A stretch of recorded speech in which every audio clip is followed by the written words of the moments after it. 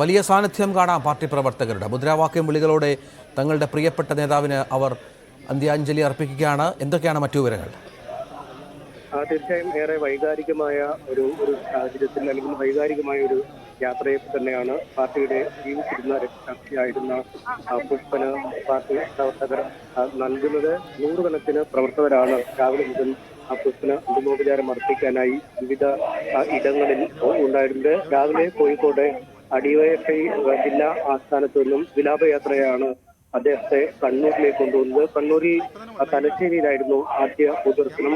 നൂറുകണക്കിന് ആളുകൾ പുഷ്പന് അന്തിമോപചാരം അർപ്പിക്കാനായി തലശ്ശേരിയിൽ എത്തിച്ചു. ഇതിനുശേഷമാണ് കൂത്തുപറമ്പ് വെടിവെപ്പ് നടന്ന അല്ലെങ്കിൽ കൂത്തുപറമ്പ് സമരം രക്തരൂഷിതമായി മാറിയ കൂത്തുപറമ്പ് സ്ഥലത്ത് അവിടുത്തെ കൂത്തുപറമ്പ് രക്തസാക്ഷി മണ്ഡപത്തിൽ പൊതുദർശനം നടന്നത്. അവിടെയും ആവേശമുട്ടുന്ന മുദ്രാവാക്യം വിളികളുമായി നൂറുകണക്കിന് പാർട്ടി പ്രവർത്തകരും പൊതുജനങ്ങളുമാണ് പുഷ്പനെ ഒരു നോക്ക് കാണാനായി അവസാനമായി കാണാനായി എത്തിച്ചേർന്നത്.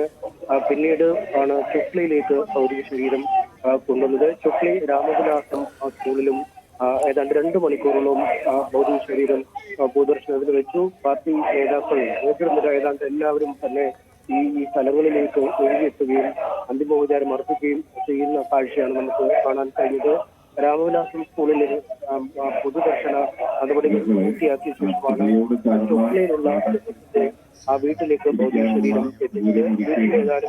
ആ സമയം ശേഷമാണ് സൗകര്യമൊരുക്കിയിടം പരമാവധി യുവ നേതാക്കൾ ഒന്ന് മാറി നൽകണം. സനീഷ് കുമാറാണ് വിവരങ്ങൾ പങ്കുവച്ചുകൊണ്ടിരിക്കുന്നത്. CPM-ന്റെ പ്രധാനപ്പെട്ട നേതാക്കളുടെ സാന്നിധ്യം അവിടെ കാണാം. മന്ത്രി രാമചന്ദ്രൻ കടന്നപ്പള്ളിയെയും ദൃശ്യങ്ങളിൽ കാണാം. EP ജയരാജൻ അവിടെ LDF കൺവീനർ അവിടെയുണ്ട് എന്നാണ് മനസ്സിലാകുന്നത്. അങ്ങനെ പ്രധാനപ്പെട്ട നേതാക്കളുടെ സാന്നിധ്യത്തിലാണ് ഇപ്പോൾ സംസ്കാര ചടങ്ങുകൾ അല്പസമയത്തിനകം ആരംഭിക്കുക എന്ന് മനസ്സിലാകുന്നു.